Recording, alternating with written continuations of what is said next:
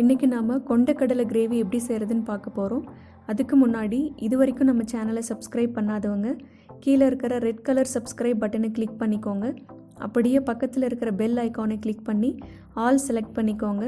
அப்போ தான் எங்களோட எல்லா வீடியோவையும் நீங்கள் மிஸ் பண்ணாமல் பார்க்க முடியும். தேவையான பொருட்கள்: 1 கப் கொண்டக்கடலையை நைட் ஃபுல்லாக ஊற வச்சு எடுத்திருக்கேன். இதை குக்கரில் சேர்த்துக்கோங்க. 1 டம்ளர் தண்ணி ஊற்றிக்கோங்க. இது ஒரு 7 விசில் வரைக்கும் நல்லா வேகட்டும். 20 சின்ன வெங்காயம், 10 பல் பூண்டு, ஒரு சின்ன துண்டு இஞ்சி இதெல்லாம் சேர்த்து அரைச்சி வச்சுக்கலாம்.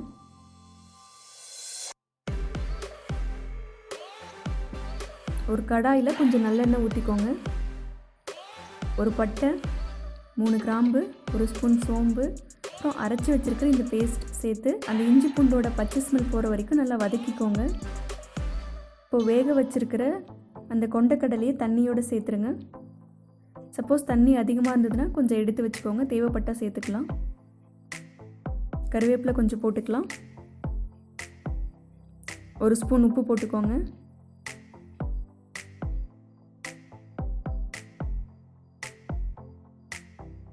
அரைச்சி வச்சுருக்க 2 தக்காளி சேர்த்துடலாம்.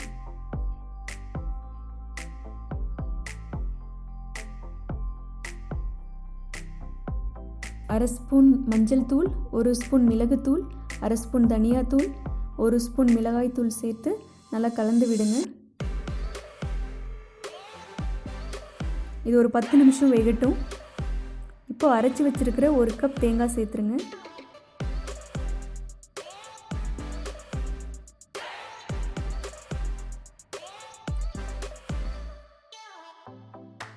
கொஞ்சம் தண்ணி ஊற்றிக்கோங்க. இதுவும் ஒரு 10 நிமிஷம் கொதிக்கட்டும்.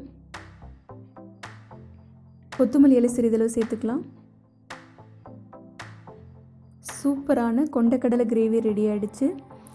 இது இடியாப்பம், புட்டு, சப்பாத்தி, இட்லி, தோசை, ரைஸ் எல்லாத்துக்கும் ஒரு சூப்பரான காம்பினேஷன். இதை நீங்களும் ட்ரை பண்ணி பாருங்கள்.